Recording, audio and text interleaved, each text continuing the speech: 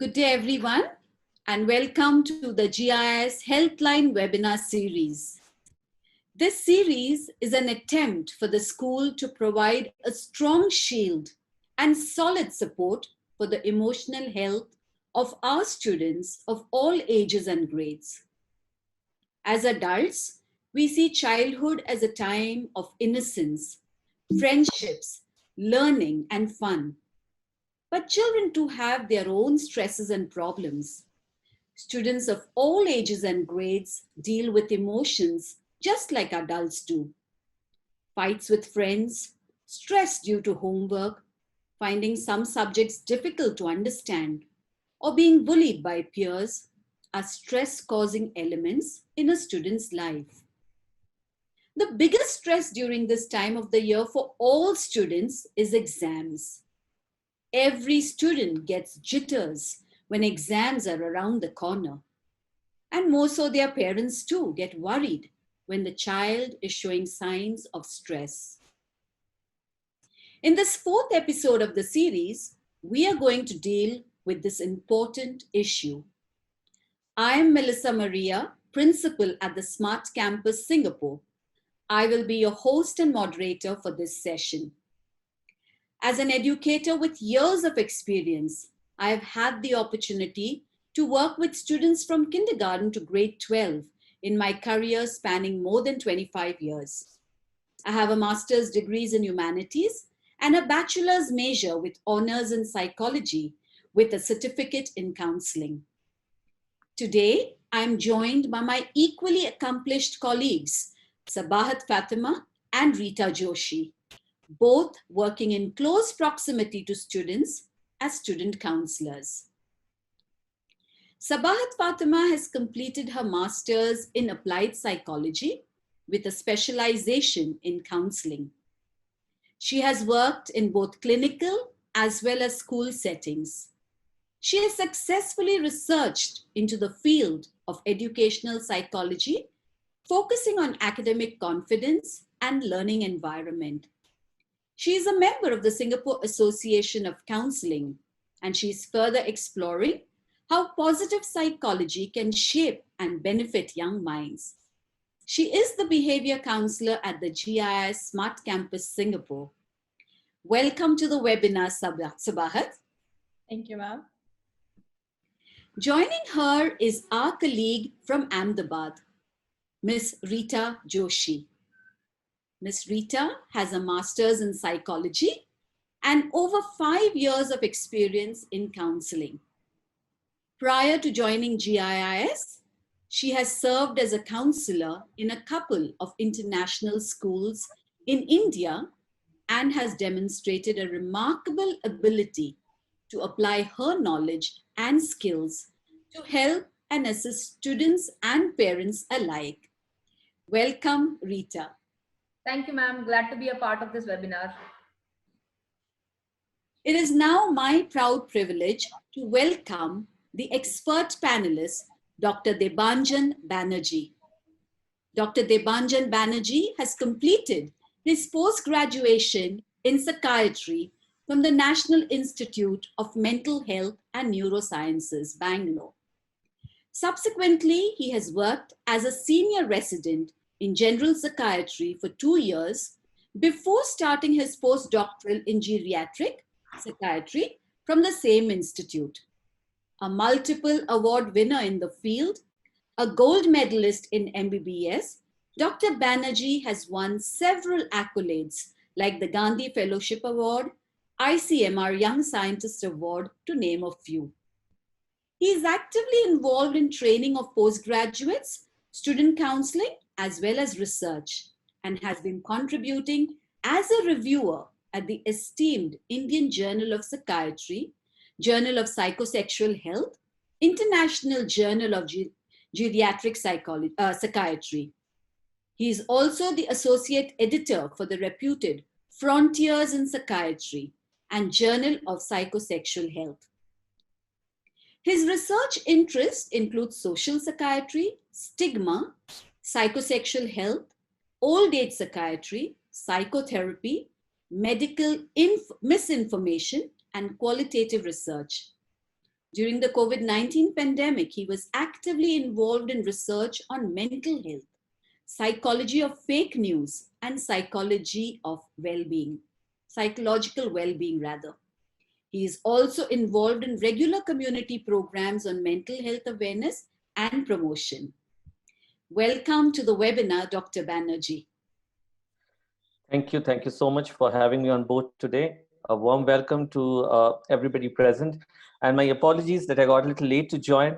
OPD was pretty busy. So at least I'm here on time. You're just on time, so no worry at all. Thank you. Now, to all our listeners, before we begin, here are some ground rules. Parents who have specific questions with relation to the webinar content can post their questions to the question and answer section in the Zoom app. Our online panelist will answer as many questions live as possible. At the end of the session, we will take questions from this section and direct them to the team who will reply to your questions on air. We also humbly request parents to listen to the entire webinar, posting their questions, as most of the concerns would have already been addressed in the webinar. We will be happy, however, to answer any other questions arising at the end. Let's begin with the discussion on today's webinar, exam stress. Dr. Banerjee, I'll begin with you. You have researched on social psychiatry and mental health. Is stress the same in young people as in adults? Or do each of us have a different individual definition of stress?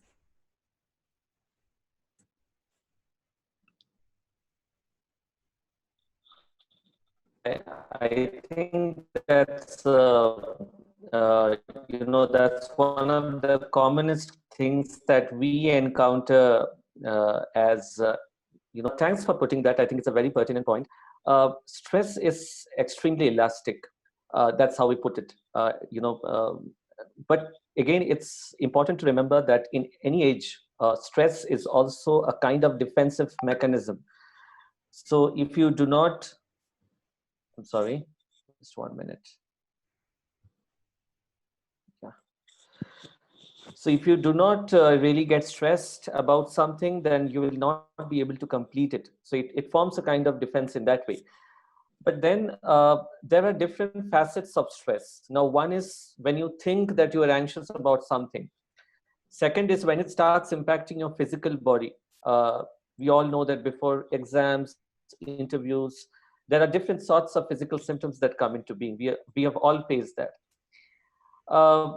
It's very important to understand that stress is not a problem. It's a kind of your body and environment's reaction to just remind you or give you an alarm that something is coming. But when it crosses a certain threshold, I'm sure we'll come into this discussion later in this webinar as well, stress gets converted into distress. And that's where the age difference lies. I would put it in this way, that younger people, especially the students and the elderly population, the older adults, age is anyway an arbitrary mark, but let's keep it like this. They're probably more prone to the different facets of stress, but at the same time, they're also very resilient. So if we can use that resilience, we can actually support them very well to prevent the stress from going into distress. And I think you're very right in pointing out that stress is different in different population. But it's also important to understand that stress doesn't happen in isolation. It doesn't happen out of the blue. So how you are as a person, I might be in general somebody extremely anxious, versus I might be somebody who has been facing, let's say, different kinds of problems throughout my life. My environment has not been that great. So how I respond to stress depends on my individual factors, my social factors, the amount of social support I have, the environmental factors or the ecological factors, whether I am at home, whether I am outside home, whether I have my friends around, and most importantly, the situational factors. Let's say we as frontline workers, we all were very stressed during this entire year of the pandemic, because every day there was a fear of infection. But let's say some of my colleagues who work in an infectious disease unit might have been more stressed than me, who directly do not encounter patients with COVID. So it's very situational in that way. And I think right at the outset, because your question was very, very pertinent, let's just start with one concept of stress, that it's a very, very malleable and elastic thing. So we can either use it to our benefit, or we can, get bogged down by it and move into that phase of distress where it's, just a downhill course. So yes, it is different in different age groups, coming back to where you started, but it's also different as to how we deal with it. So students have the additional advantage of gaining, the support from teachers and parents. And in general, they're also very resilient. So they can alter the stress to their benefit rather than letting stress take an edge over them. Yeah, that's right. That's right, Dr. Banerjee. When we hear the word exams, each of us has a ball in the stomach. I think that's what you meant when you say stress is our body's way of saying something is coming. It does not matter what age, what level of IQ, and what level of confidence we have. Everyone has the same reaction. Dr. Banerjee, why do you think the word exams cause so much stress? Yeah, and just to add to that, it's same for us even after years of this practice, being a mental health professional. I'm sure all of you will agree with it. Even now, when let's say we are proposing a project for an international funding to some agencies, when we face the interview, I mean that's exam for us now. We have the same sensation, and it's how will it go, and how will it end up, how will we answer. So let's come back to something. I think the word exam in general brings with it three things. One, that you are going to be evaluated. You are on the other side of the table. Two, something is expected out of you, or so-called expertise on a set standard of criteria. And third, there is a kind of sense of helplessness in that, I am in this alone. Obviously, nobody can come and help you during exams. So one of the ways, and I don't know how to better put it, but it might be a fallacy of our understanding. It might be a fallacy of, in general, our education system. It might be fallacy of how we help students understand and how we have understood it from our very childhood. The very fact that you need to be assessed, brings with it a package of anxiety. What if I am not successful? So one day, just to slightly digress a bit, one day in a child psychology center, I had met a family, and this particular kid, he had significant amount of exam anxiety. He also had a kind of, in general, an anxiety disorder, which used to increase at the times of exams. So at one point, he used to keep regularly missing exams because of the same reason. I mean, he used to stay fine, and just because of the day of exam, there used to be some physical manifestations, as you mentioned, a ball in the stomach. So he did ask me something one day in the one of the sessions of counseling, that how bad can it go? And then actually I realized that that's what works in the mind of a kid. What can be the consequences if, let's say, I'm not successful? What will my parents say? What will my teachers say? Whether I'll be deemed cornered in the class? What if the other person gets better to me? So the last thing that comes with the exams, unfortunately, is comparison. And that is what makes so much of anxiety in all of us, because we always want to be the best. That's in general a human tendency, And in that attempt to be best, we sometimes lose a lot. So that is, I believe, the degree of assessment, the way we look at exams from a very childhood. Everywhere, if you see in competitive exams, there is a rank list. So this tendency to compare between the different candidates has been imbibed in us from very young age. I think, as a leader, as somebody who is organizing the school, you would have come across very frequently this tendency of a person to feel undermined when Mr. X or son of Mr. X has got this much marks, how much have you got? It's general. It's not bad. We are all telling this in a good faith. We want the students to improve. We want the children to improve. But again, the communication is mainly transactional. So there is where probably the problem lies, and there is nobody to point fingers at. We have been the victims. We have been the perpetrators of the same thing, including myself. So I think if we slightly look at it, when I spoke to that kid, at one point we were discussing what is the max that can happen if you do not score a certain amount of criteria standard. Let's say it's 40, 50, 60, whatever. What's the worst that can happen? Maybe you will realize yourself that I'm not that good at this particular place, so you can actually put more efforts into it.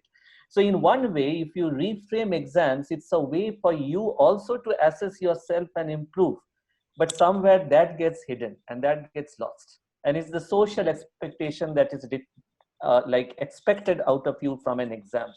And probably because of this social connotation, exam till date strikes a ball and strikes a fear in everyone's heart from 6 to 60. I totally agree with you, Dr. Banerjee. I so completely agree with you. In fact, that's why we are constantly telling our students, you need to compare with yourself. Well, we have parents and students on board today, and maybe we'll tell them a little more later on, but I completely agree with you. And I'll now actually come to Sabahat and Rita. I'd like to actually want you to share your thoughts on the exam stress from the student's point of view. Why do you think students get nervous during exams? Sabahat, would you like to go first? Sure. As Dr. Banerjee rightly said, exams are a stressful period, maybe because of the connotation we've attached to it, or for any other such social reasons. Exams are a stressful point because the child feels like he's being assessed. Now, when we are looking at the causes of exam stress, there can be many.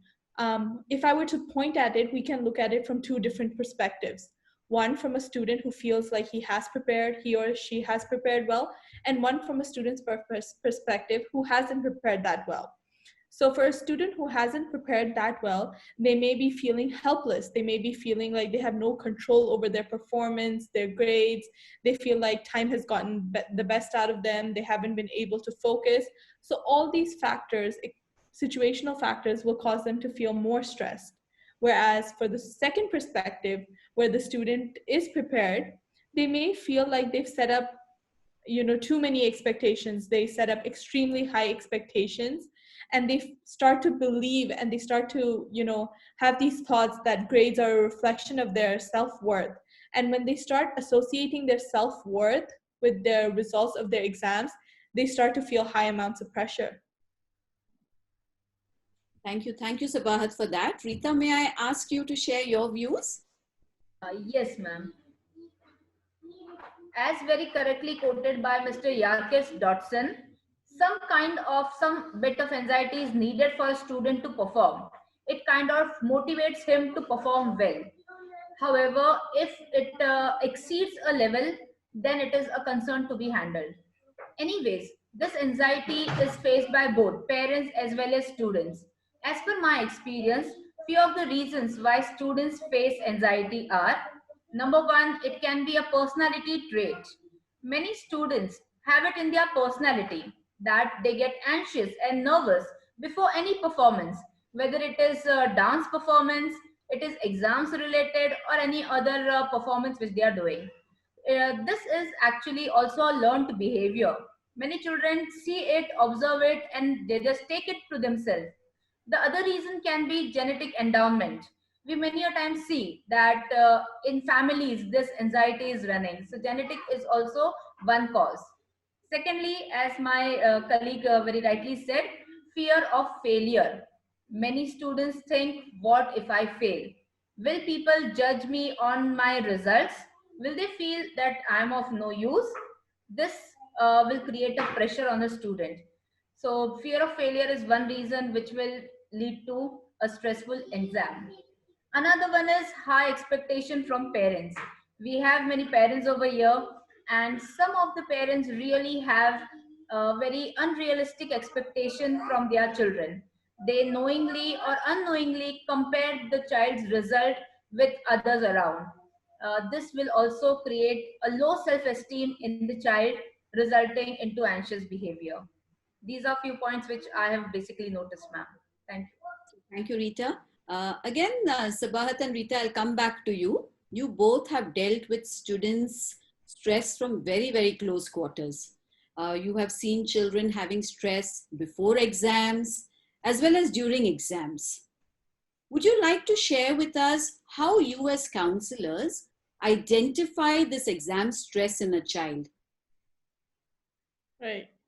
Usually when students come to you, some will clearly say, oh, I'm feeling stressed because my exams are coming. And some of them are not able to put it into words that I'm feeling stressed because my exams are coming or because I'm writing my exams. So I've noticed that this exam stress can be manifested into two different ways. Either it can be psychologically or it can be physically. When students start complaining of pain, in this part of their body, in their hands, in their headache, stomach ache, and they aren't able to identify the cause, the parents say, oh, nothing is different, everything is the same. I don't understand why the child is feeling such chronic levels of pain. Then we can try to assess it from this perspective as well, that it is probably because of the exam stress. They're starting to manifest their stress into physical aspects as well.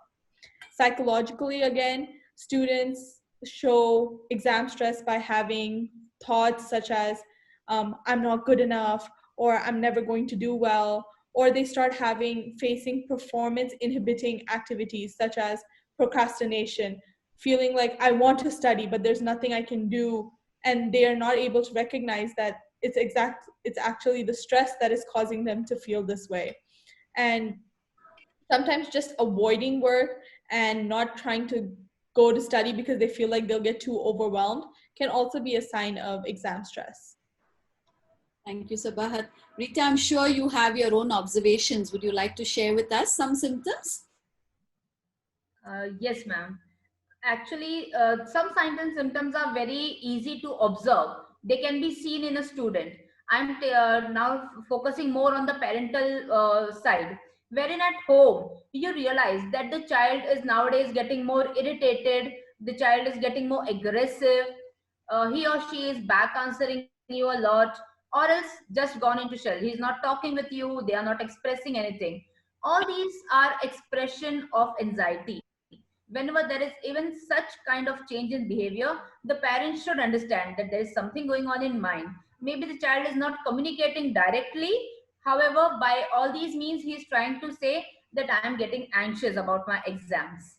Secondly, some physical symptoms, as my colleague also mentioned, psychosomatic symptoms.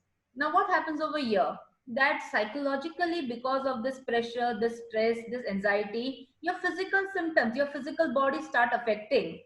Children do experience pain in stomach, headache, pain in fingers while writing exam, and trust me, it does happen. They are not telling a lie, or they are not just giving excuse. Many a time parents just tell me that they are giving excuse for studies, however they are not. Psychosomatic symptoms are very true, and they happen if the stress level is high in the student. So these are few signs and symptoms where parents can keep a check. Thank you, ma'am. Both of you have made really very interesting observations. Dr. Banerjee, what would your take be on that? On these observations, can you elaborate on the earlier point you made about stress and distress? When does stress become distress, and when is the right time to reach out for help from professionals? Yeah, thanks, Sabahat and Rita, for those very valid points. I think it's very important to also understand and identify exam stress.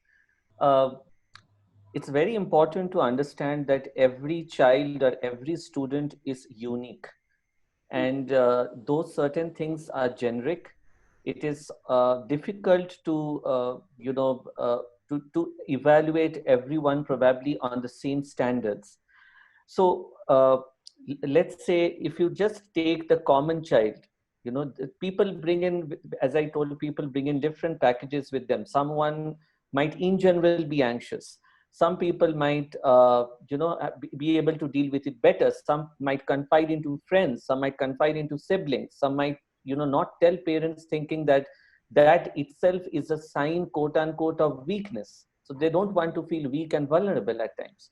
So in general, at the time of exams, when we see these, like feeling very moody, having difficulty in making decisions, feeling confused, losing touch with friends, feeling very overwhelmed emotionally, not taking interest in what the person usually does, lacking motivation to do anything. Somebody might love to play chess or love to play cricket or love to go for swimming, but that is dropped out.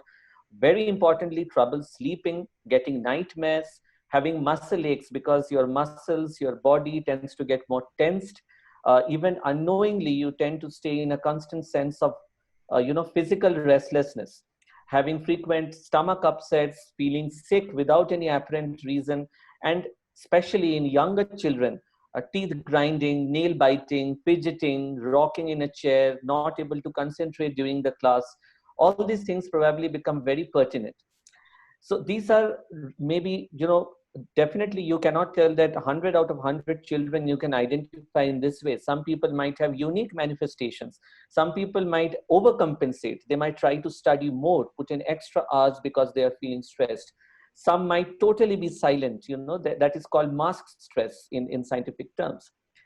Now, as I mentioned before, and you also pointed this out, that there is a very thin line between the stress, which is physiological, which is expected, which is natural, which serves as a protector, versus distress, which is, let's say, very simply put, a harmful form of stress. So it can lead to physical problems, psychological problems, and it might take you to help seeking.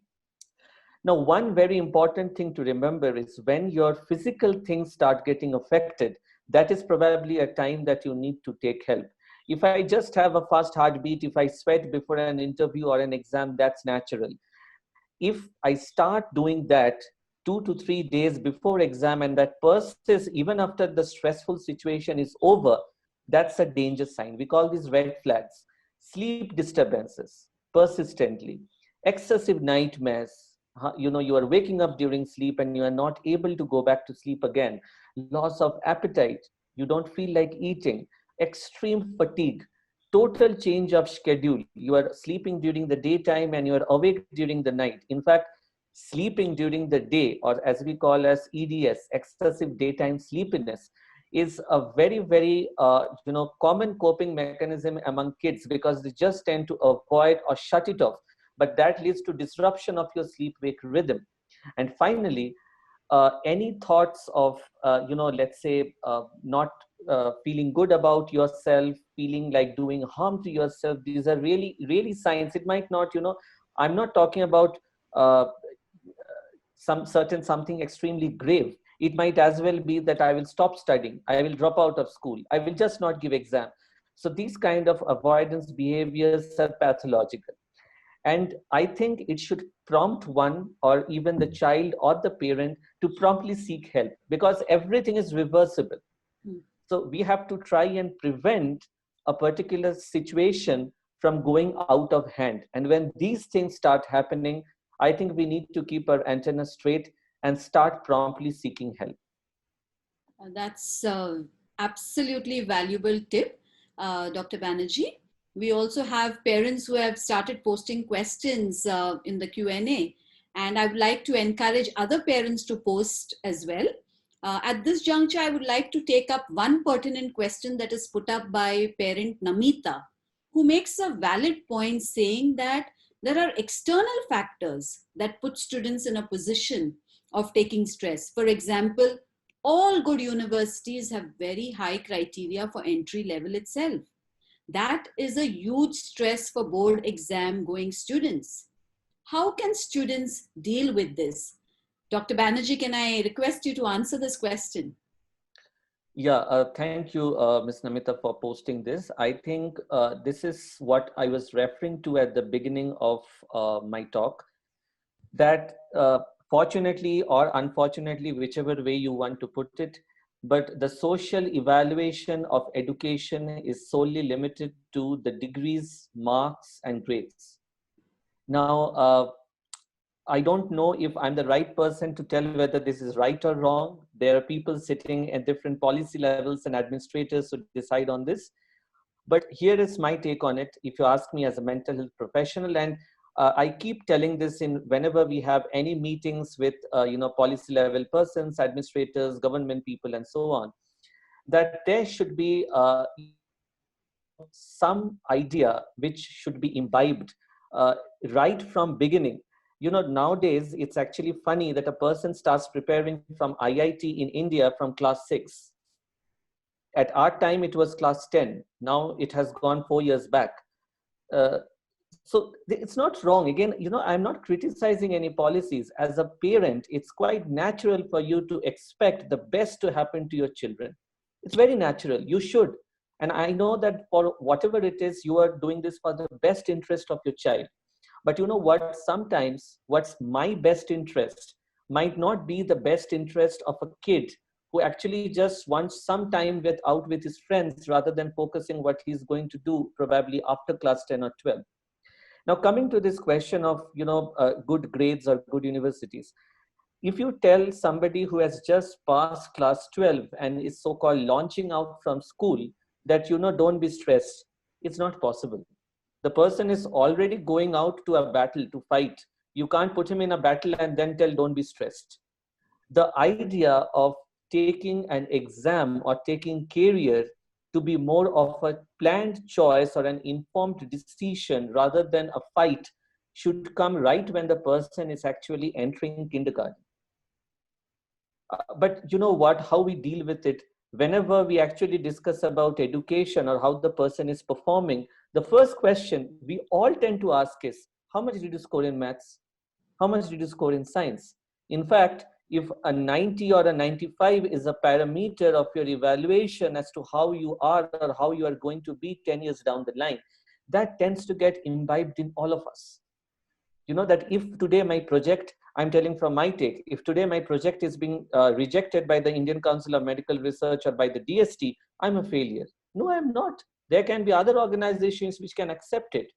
If my scientific paper is rejected in one particular journal, then I'm gone. That's not true. As I think Sabhat was mentioning, that there is a kind of catastrophization, which is a psychological term that goes on in your mind. So the grades or the cutoffs which are set at the different university levels or the different entrance levels, competitive levels, probably we can't do much about it. But how we help our generations or our children approach it is something where we can intervene. And also, I would again take this opportunity to point out to many of the parents who themselves might be in the different administrative positions, that from the sake of universities, education boards, schools, colleges, it's also very important to be accommodative. Should you give the chance to the best deserving candidate? Yes. But at the same time, you should also encourage people who are categorically, in terms of your criteria, not so good, to come ahead and have alternative opportunities, which unfortunately is not how we function now. But then that's the best that we can do in the present situation. Thank you, Dr. Banerjee. Sabahat, you deal with children who are, board-going students. Would you be able to share a few tips as to how you deal with board-going students? Sure. This is a very prominent topic, as now the students will be approaching their exams. And I always try to discuss with the students in my counseling sessions to put things in perspective, to analyze first what their thoughts are instead of just jumping to the consequences. So I always like to discuss with students, what are your thoughts? What do you think, what is worrying you about the future? What is worrying you about the board exam? And then also discuss each thought and discuss that, okay, you're worried about how you'll perform. How did you prepare for the pre-boards? This is just another exam. So basically it's about putting things into perspective for the students, right? And also very important thing that I feel like works with the students is to talk about, is this a fact or is this a feeling? What you're feeling, is this something that is a fact, or is it just a feeling? For example, if a student says, I am going to fail everything, then you say, is this a fact?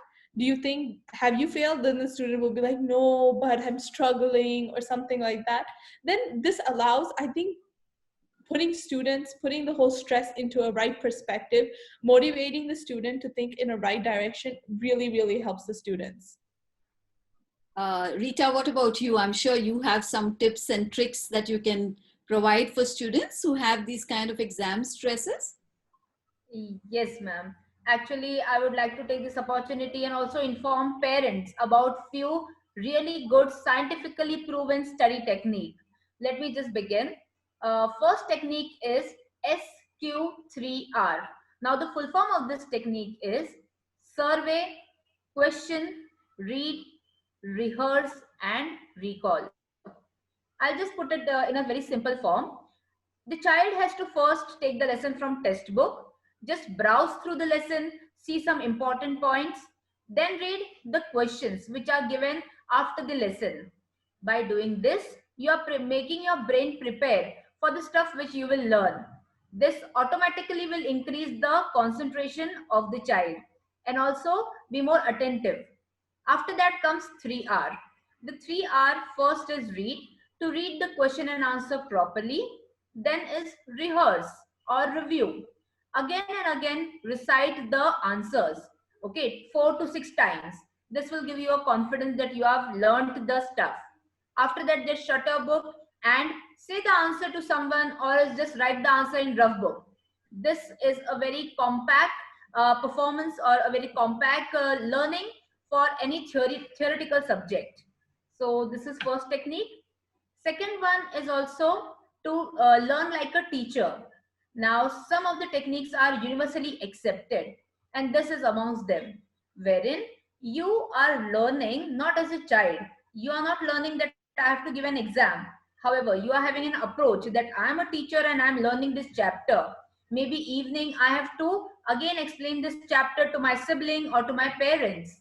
So what happens over here, when you are learning as a teacher, your concepts become more clear. You try to learn more quick. And also when you are reciting things, you understand where you have missed out. So learn like a teacher is a second scientifically proven technique. Third one on the list is to make use of mnemonics. Now, mnemonic are some technique wherein a huge chunk of information is learned through rhythm, song, making some phrases, or any diagram. Let me give you a simple example of names of planet, where there is a sequence of information. You can learn this sequence of information by putting them into a sentence. Also the periodic table, which is there in science. So many students struggle with the periodic table. How do I learn it? But if you use mnemonics, just put a rhythm, a song, or a phrase, and it will be very easy for you to remember the information. Last on the list is a proper sleep. Yes, sleep is food for brain. I mean, you just can't go on learning and learning and next day I have to give my exam. You have to provide proper rest to your brain. A proper 7 hour sleep is a big yes. And after that, you will find out that your brain is helping you recall all the answers which you have learned a day earlier. So proper sleep is definitely a big yes. These are some things, ma'am, which I wanted to share. Thank you. Just to add to the what I think Rita said, I think it's a very, very valid point. Sleep is something which we all miss out on before stress, and it goes into a very vicious cycle. So as you rightly said, I think sleep is something which very importantly scientifically helps us consolidate the memory.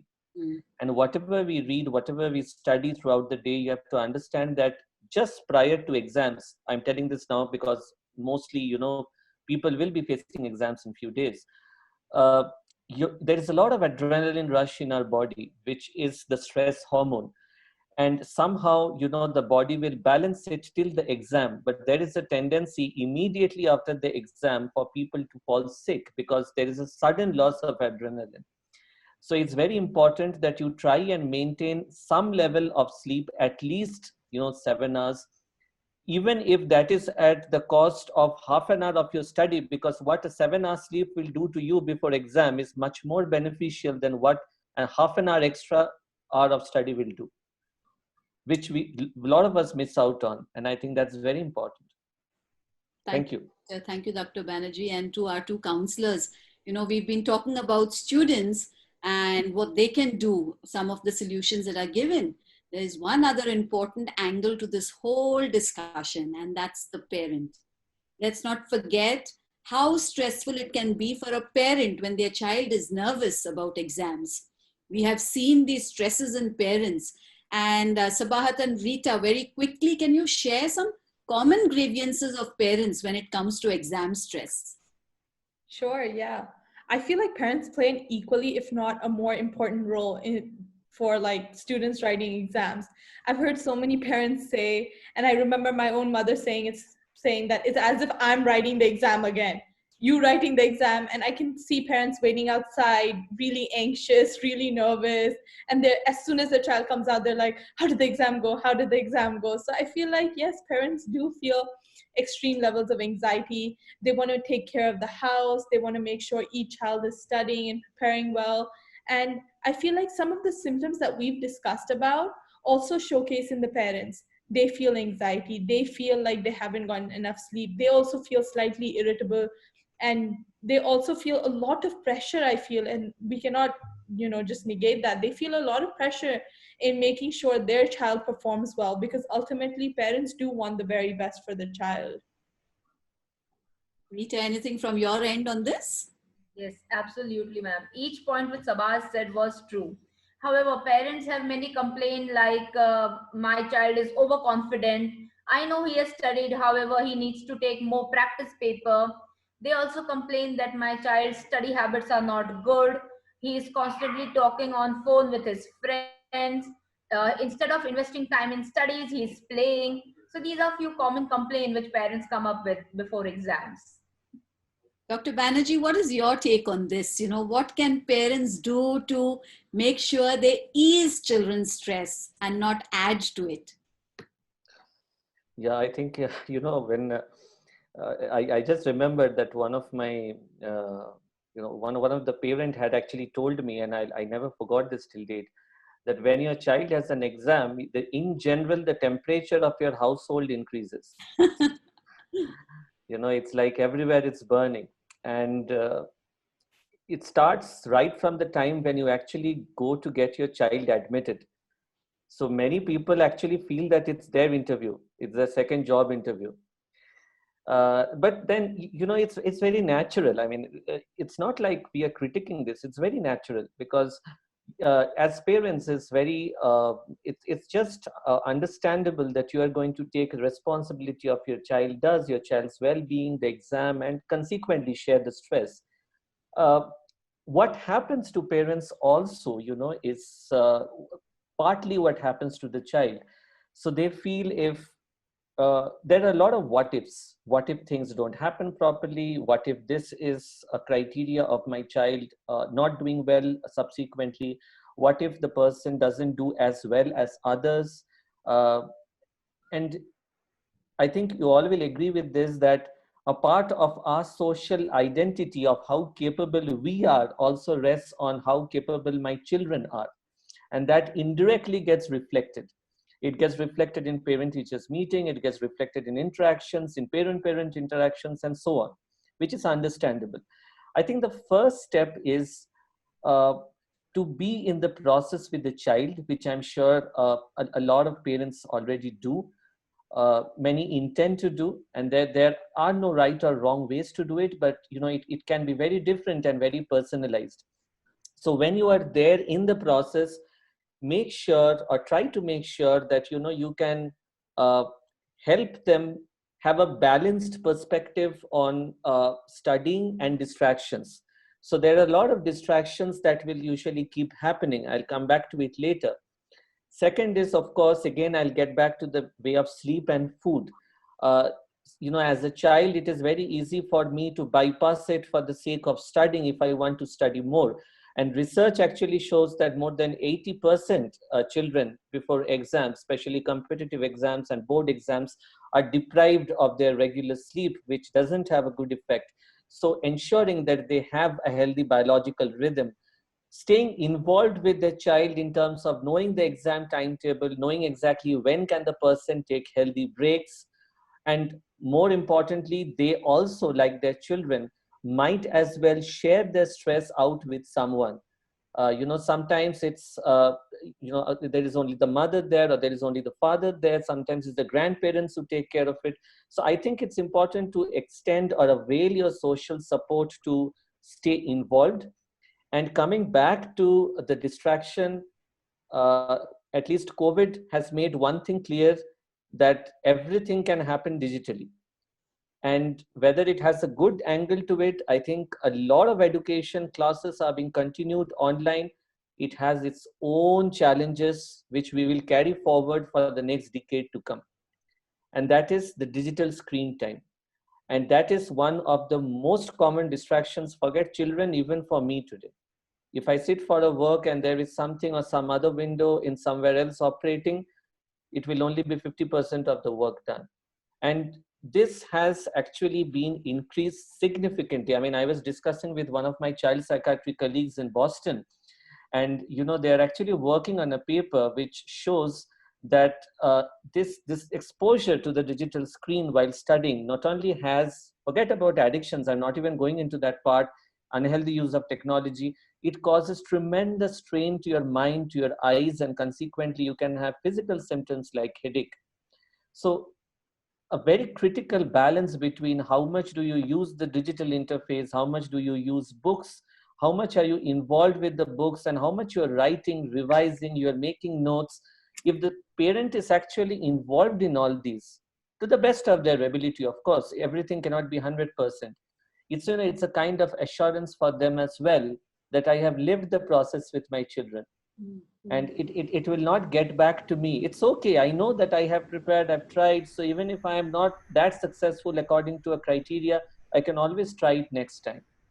I think at least it's always recommended, but during the exams at least, it's probably the best opportunity to be a friend to your child. That is really well said. And actually, you've pulled out some of the responses that I had a question to in this time, especially of online education, how excessive use of technology can contribute to exam stress. And I think you shared the research from your friends, so that's really great. I'll come very quickly to Sabahat and Rita. I'm sure you have some solutions for our students, in terms of their study habits or revision techniques. May I ask you to quickly tell us and tell our students some tips that they could use? Sure, yeah. I really do feel like Dr. Banerjee said, obviously our routine is very important.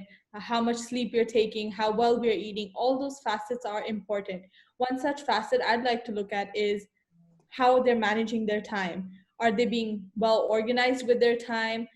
It would be best if students could, organize their time, have a proper schedule, and manage this time, stick to the schedule. Making a schedule is easy, sticking to it is the difficult part. And having reinforcements to stick to a certain schedule, I think that really, really helps. And yeah, I think main focus, if you get your time right, then everything else falls into place. Thank you, Sabahat. Rita, something from you? Yes, ma'am. Again, a technique for revision I would like to add here. Revision actually should be done in a pattern. The pattern is, once you learn it, day 1 it should be revised, then day 2, after that day 7, and day 15. If you revise your learning in this pattern, surely the memory which you have created for the new learning will be strong, and it will help you to recall the answer when you need it, when you're writing the paper. Second age-old solution is making notes. Whenever you are learning something, make sure that you are writing what have you understood from it. These making notes will make it easy for you to learn, and obviously save a lot of time when again you have to go back to the same concept. So these are few techniques for revision which will really save time and help a student. Thank you, ma'am. Thank you so much, all three panelists. And before we proceed towards the parent question and answer, I would like to remind our parents that our GIS Healthline platform is meant for all our students. It's a completely confidential platform that can be accessed by all our students through a WhatsApp number. All those students who feel overwhelmed or troubled for whatever reason and would need an unbiased and professional listener to reach out to them can access the platform. You can see the WhatsApp number there. Please make use of the GIS Healthline. Coming to questions, we have 3 questions from parents, which I would like to club together for the sake of time. Parent Chavi Desai asks, how can parents deal with stressed out children during exam times? In addition, parent Meet also wants to ask, what activities can parents indulge in to reduce stress levels? And thirdly, parent Anirudh Singh asks, what if parents do not have time to help their child? How should students help themselves? Dr. Banerjee, you think I can invite you to answer these questions?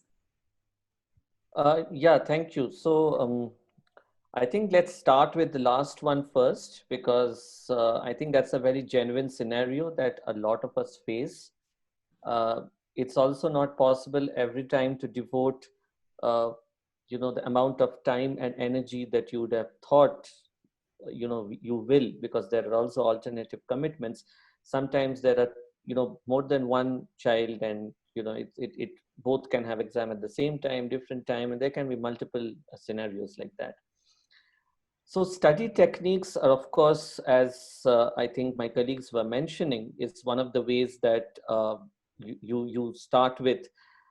Even if you are not able to be there every single time with your child, try to make sure that the time that you are able to spend with him or her is balanced. Shouldn't be just about exams, shouldn't be just outside exams.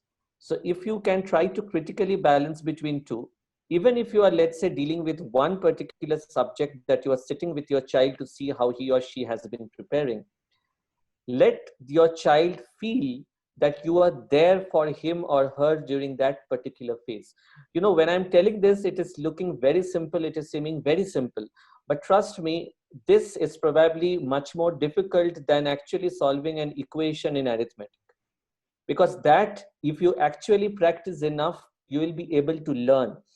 But if I really feel that I am alone in this entire process and I shouldn't manifest it to my parents because they will think that I am weak, it can lead to much more adverse consequences.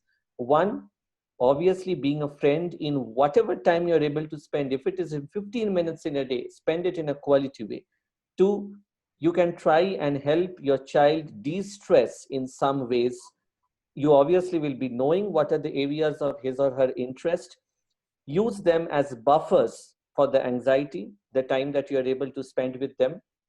Third, how you can actually dissipate the stress. One of the very useful ways, if both of you are stressed equally because of the exams, then both of you should have a certain degree of time out in the ways that you enjoy. And if you are able to do that with your child, there's nothing better than that. It can be as simple as getting involved in a painting, drawing something, sketching, reading a book, reading a story out to him or her, watching a favorite TV serial, watching a movie, talking it out, just having a family dinner of the food that you enjoy, the simplest of things. But the problem is sometimes these things just keep getting postponed because of the exams. The other thing, to come back to, how to rejuvenate or get normalcy back, I would prefer that normalcy stays throughout. Exam is nothing abnormal. We all keep giving exams and it will keep happening. So let us try to imbibe it in us as well as in our children that exams are a way of life. It will come. It will come periodically. I mean, people who have been in, I very lightly say this, people who have done their MBBS and who have been in their line of being a doctor and physicians, we didn't even sometimes understand that we are having exams. It was like one fine morning you go and you hear that you are having exams at 2 o'clock. So it kind of becomes like a lifestyle. But of course, yes, it needs to be taken seriously, but it needs to be taken seriously within a parameter. If you actually start with a preschool child and gear up towards the high school, giving him or her this idea that exam is in a way to just help yourself assess yourself and move forward, and also give you a certain degree of confidence that, okay, I'm good in these subjects. Give your best, which is needed. Try in the best possible way without compromising your health, because your health has the first priority, then comes your education. And third, giving the person that scope and that space that whatever happens, we are there for you. We all do that, we all know that, but sometimes that doesn't get expressed to that kid who is sitting not able to do an answer and thinking in the exam hall that if I'm not able to score good, what I'm going to tell my parents. And that influences every single answer the person is going to attempt that particular day. So it might sound simple, it might sound generic, it might sound repetitive, but we really miss out on these things. I'm sure none of us have any complaints regarding the tuition, education, the amount of time invested, the amount of money invested, but the time of emotional investment is something which probably can't be measured and hence is unfortunately neglected. Thank you so much, Dr. Banerjee, for those insightful words and tips.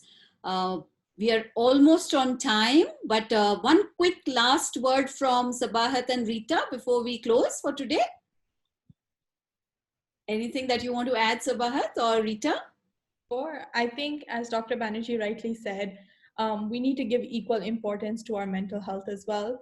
We need to understand and keep the communication line open. I feel like just keeping it within yourselves, keeping everything, all your emotions within yourselves will add to the anxiety. So the best tip I can give today is to communicate, express your feelings, and someone will always be there to help. Rita, anything from you? Last words? Yes, ma'am. To give that comfort to your child, it is very important. It's okay if he is coming to you and saying, today I did a blunder in my paper, I might get a 0. That level of comfort should be there in parents and students. Learning can happen anytime. This year, if you are not performing, next year, again, we have a chance.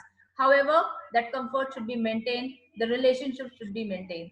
That's from my side, ma'am. Thank you. Ms. Melissa, if I just might take 1 minute, can Yeah. I? Yeah, no, I just wanted to, just lightly put it out that every one of us, even we are parent or a child, in whichever perspective we look at, we keep facing exams. In fact, the last 1 year has been the biggest exam that everybody has faced globally. None of us were prepared for this exam also. But again, even the World Health Organization had given a similar message that we are all in this together. And I think that applies to any exam, irrespective of the amount whether it's an exam of 10 marks, whether it's a final exam, whether it's your entrance exam for a competitive course, it's all the same for the parent and the child. Give him or her the space, be with it throughout, be there if the person succeeds, be there even more if the person fails. There's no end to it.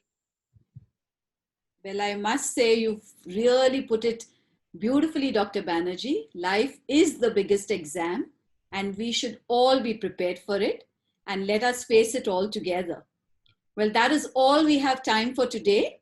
We will upload a video recording of this webinar on our YouTube channel soon and send everyone a link so you can revisit the discussion again whenever you want. Thank you for your participation. We are thrilled to see our initiative getting such encouraging interaction from the parent community. Together, we can help our children deal with their issues effectively and make them mentally and emotionally strong human beings as they prepare to take on the world in future. I would sincerely like to thank our panelists for sharing some very, very valuable information and tips to our listeners. We would keep you informed of the next webinar in the series of the GIS Healthline. We invite you to share topics of interest to you.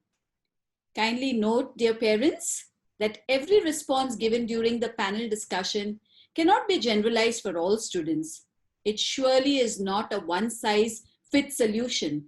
Rather, all students are addressed on a case-to-case basis, and every child is going to be treated as a unique individual, like Dr. Banerjee said early on as he was speaking. Lastly, I would like to thank the management and the organizers of the webinar for their support. Together, let's strive to keep this initiative going in full force. With this, we come to the end of the webinar. Thank you, panelists, and thank you all our attendees. Have a great evening, everyone. Thank you. Best wishes. Stay safe.